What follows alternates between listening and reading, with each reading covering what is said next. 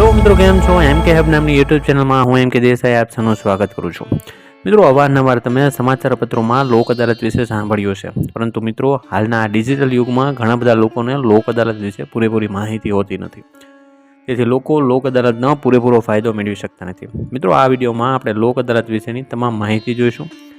સાથે સાથે કોણ લાભ લઈ શકે, કયા પ્રકારના કેસોનું લોક અદાલતમાં સમાધાન થઈ શકે અને લોક અદાલત માટે કઈ કોર્ટમાં જવું, આવા ઘણા બધા પ્રશ્નોનું સમાધાન થશે. મિત્રો, વિડીયોને આગળ વધારતા પહેલાં જો હજુ સુધી તમે ચેનલને સબસ્ક્રાઈબ કરવાની બાકી હોય તો સબસ્ક્રાઈબ કરી લો. સાથે સાથે તમારા મિત્ર વર્તુળમાં તેને ચોક્કસ શેર કરી દો કે જેથી આવા અવનવા વિડીયો બનાવવા માટે અમને પ્રોત્સાહન મળતું રહે. મિત્રો, અમે વાત કરીએ કે લોક અદાલતની, તો લોક અદાલત એ વૈકલ્પિક વિવાદ નિવારણ માટેનું એક આયોજન છે. 1987માં તેને કાનૂની હક આપવામાં આવ્યો. 1987માં કાનૂની સેવા પ્રાધિકરણ અધિનિયમ અંતર્ગત તેને વૈધાનિક દરજ્જો આપવામાં આવેલો. મિત્રો, નાલસા એટલે કે નેશનલ લીગલ સર્વિસ ઓથોરિટી દ્વારા દર વર્ષે લોક અદાલતનું આયોજન થતું હોય છે અને દર વર્ષે નાલસા દ્વારા જે છે એ આખા વર્ષનો લોક અદાલતનો આયોજન કરતું હોય છે અને લોક અદાલતની દિવસોની જાહેરાત કરતું હોય છે. મિત્રો, લોક અદાલત જે છે એ મોટા ભાગે જે છે એ જાહેર રજાના દિવસે હોય અથવા તો બીજા ચોથા શનિવારના સમયગાળા દરમિયાન આયોજન થતું હોય છે કે જેથી રજાના દિવસોમાં મોટાભાગના લોકો જે છે તેનો પૂરેપૂરો લાભ લઈ શકે. મિત્રો, આપણને પ્રશ્ન થાય કે લોક અદાલતમાં કયા કયા કેસોનું સમાધાન થતું હશે.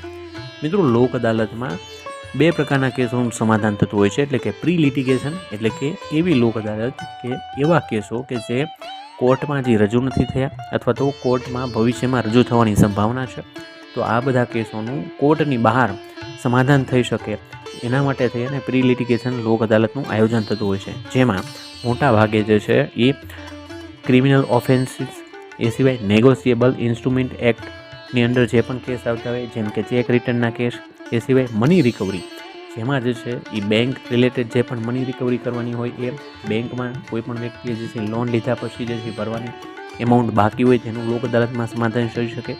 સાથે સાથે ઇલેક્ટ્રિસિટી સાથે સુસંગત જે પણ જે છે એ દીવાની કેસો હોય એનું પણ જે છે એ લોક અદાલતમાં સમાધાન થતું હોય છે.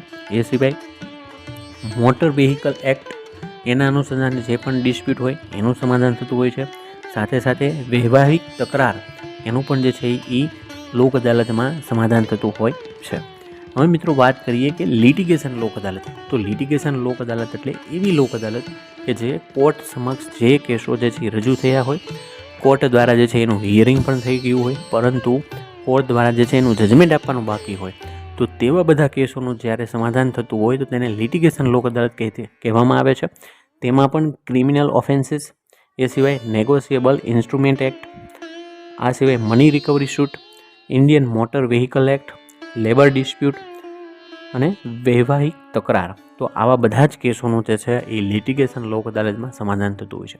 હવે મિત્રો, આપણને જનરલ પ્રશ્ન થાય કે લોક અદાલતમાં જ્યારે જે છે એ કોઈ કેસનું સમાધાન થતું હોય છે તો બંને પક્ષોને શું ફાયદો થતો હોય છે.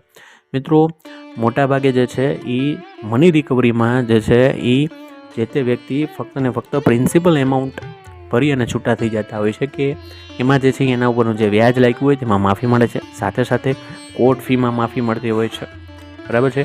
એ સિવાય જે એડવોકેટ ફી હોય એમાં જે છે એ જજમેન્ટ પ્રમાણે જે છે 50% જેટલી માફી મળતી હોય છે. આમ આ બધા જે છે એ ફાયદાઓ થતા હોય છે. મિત્રો, લોક અદાલતના સ્ટ્રક્ચરની વાત કરવામાં આવે તો રાષ્ટ્રીય લેવલે નાલસા એટલે કે નેશનલ લીગલ સર્વિસ ઓથોરિટી જે છે એ હોય છે. એ જે છે એ સુપિરિયર બોડી હોય છે અને તેના ચેરમેન જે છે એ સુપ્રીમ કોર્ટના ચીફ જસ્ટિસ ઓફ ઇન્ડિયા એ જે છે એના ચેરમેન હોય છે. ત્યારબાદ જે છે એ સ્ટેટ લેવલે જે છે એ સ્ટેટ લીગલ સર્વિસ ઓથોરિટી હોય છે અને તેના ચેરમેન જે છે એ જે તે હાઈકોર્ટના ચીફ જસ્ટિસ હોય છે. ત્યારબાદ જે છે એ મિત્રો જે તે જિલ્લા લેવલે જે છે એ ડિસ્ટ્રિક્ટ લીગલ સર્વિસ ઓથોરિટી હોય છે અને તેના ચેરમેન જે છે એ ડિસ્ટ્રિક્ટ જજ હોય છે.